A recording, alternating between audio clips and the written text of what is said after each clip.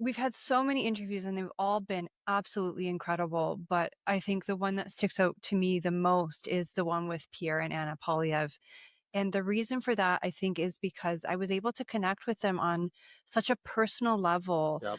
Um, Both Anna and Pierre, as well as us, we have an autistic child, and their daughter Valentina is also autistic. And if you have a special needs child, I mean, I think raising kids is hard anyways. We only have the one, so we can't really say for sure. But I think if you have a special needs child, there's just so much more of yourself that you have to give. It is harder, but it can also be so much more rewarding. And I was really able to see Pierre not just as a politician, not as just leader of the opposition, but as a dad. And I think that was really, really important.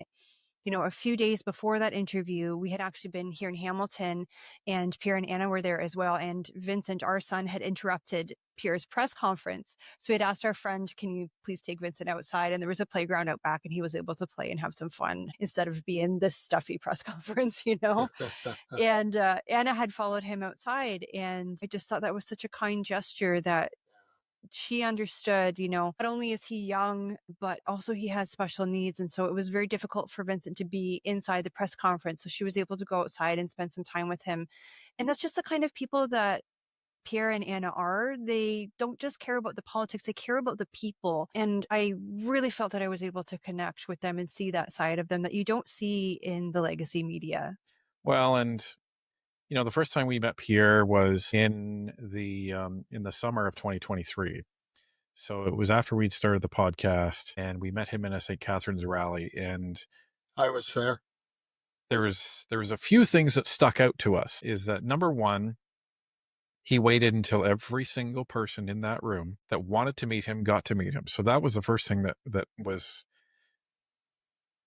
surprising to me, because usually, and I wouldn't even blame him. Usually it's okay. You've had your 60 seconds. There's a lot of people, guys. Let's go. Come on. There's other people online. That didn't happen. Like, it was obvious that he told his people, don't rush any of these people. They've come out here to see me, and I'm going to give them as long as it takes. It's not like he'd said that, but it was obvious in how that portion of the rally was being conducted, that those were the instructions, because no one was rushed, no one was hurried along.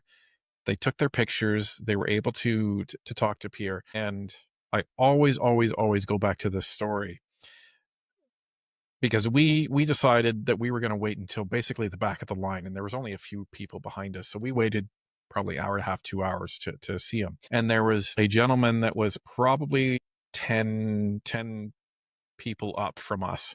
So we saw him go up and talk to Pierre, and it was this stocky gentleman, older guy, had a hat, gray hair, and couldn't see what he was saying to Pierre, but Pierre was just leaning in, listening to him. And then you just saw Pierre, go in and give this guy this bear hug. And I could see Pierre saying, it's okay. It's going to be okay. And the guy started, because he was crying. And the thing is, we've told this story a few times on our YouTube channel, and the gentleman actually emailed us, and he sent pictures too. So we knew it was him because I recall exactly what he was wearing. And it's just this amazing story of how we're all connected. And based on that interaction, and then the follow-up interactions that we had and watched, we wanted to see, is this really Pierre? Is this really the guy? And nothing changed from interaction to interaction, and everything that we'd observed. So it's a real shame. It's impossible to happen, but I wish every Canadian could have 15 minutes to sit down and talk with Pierre and his wife. If they did, I can't see anyone not voting for him.